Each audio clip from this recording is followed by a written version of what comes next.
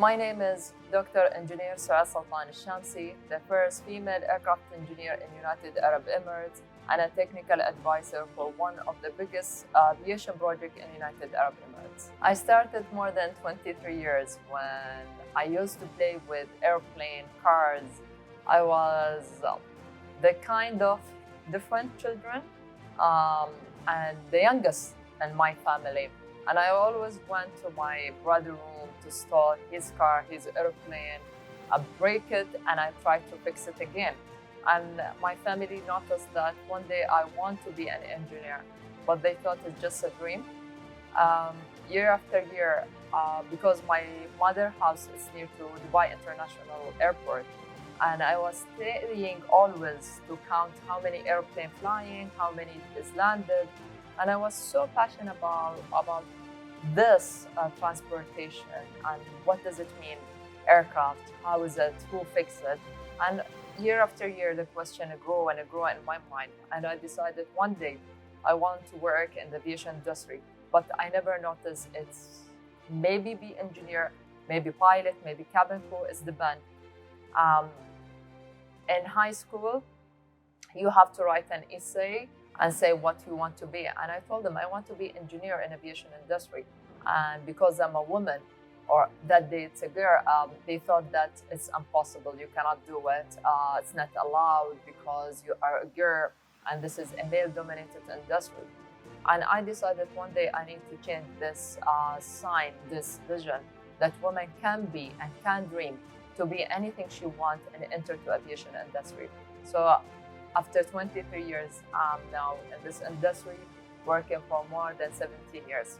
To be honest, in the beginning, a lot of people, they have this doubt that a woman cannot work in such a field because it's a male-dominated, the environment, she has to wear uniform, it's a tough environment, and they have this doubt.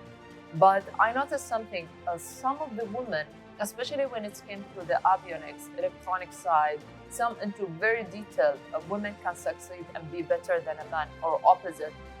For me, I feel they are equal, man and woman in the field, except who has passion, who has patience, who has the confidence and educate themselves. In the end, we are equal as gender in the field, but sometimes you need the power of man. And in some of the area as a mechanical, yes, we need a man in this field, but women can be specific into details in some of the area, document in some of the area. So I think it's equal 50-50. To be honest, I'm crazy about airplane, especially all type of airplane, but I was so passionate about Dreamline 787. I went and I did my training. Each detail of this airplane, especially it's called Dreamline, it's into sustainability and it's helped the environment. They changed a lot. Boeing, they did a brilliant job in this aircraft, which make me so exciting to see more common airplane, saving the environment and changing into more innovation side. I remember in high school, when they had asked us to write an essay, what you want to become when you grow up. And I wrote, I remember 7 or 8 pages saying I want to be an aircraft engineer, what is it, my dream. And the teacher gave me actually 1/10, and one because I have a good handwriting. And when I asked her, I'm a person, I ask always why. I don't get the reject because I have to accept it. And a lot of women, when you reject their dream, they actually leave it and just change their dream. And I noticed why you need to change your dream. You need to understand why. So I remember when I asked her why, and she said, because you have good handwriting, but your dream is impossible. And from there, I decided I need to help women to understand their value. It's not about you are a competitor. You are not competing the man. You are not taking their job. So after a year from my high school graduating, I graduated from the school. When I go to any organization and university, I get the reject. Each reject, I said, I'll reach to my dream. And one day I was in a car garage fixing car. Actually, my mom, she let me enter to medical school like my sister. She is the first pediatric surgeon in United Arab Emirates. And we have in my family a lot of medical. So when After 1 week, she noticed that I ran from classes and I go to fix cars because mechanical, car mechanical, it's first 2 years is similar to aircraft mechanical. And one guy, he saw me and he told me, "Are you local?" And I told him about my dream. And then he told me, "Who can make your dream true, become real?" And I said, "Only His Highness Sheikh Mohammed bin Rashid Al Maktoum, God to protect him for us." And he said, "If you will talk to him, what you will say?" And you know, as 17, I remember I was 17, I had told. And he gave me his phone and he said, "Talk to him." And you know, this is the opportunity when you receive it in your hand. Should I take it or leave it? And at 17, a lot of the teenagers, they don't know. Sometimes the opportunity in your hand, but you will lose it when you grow up. So take it, gamble. So I called him and he answered after the second ring.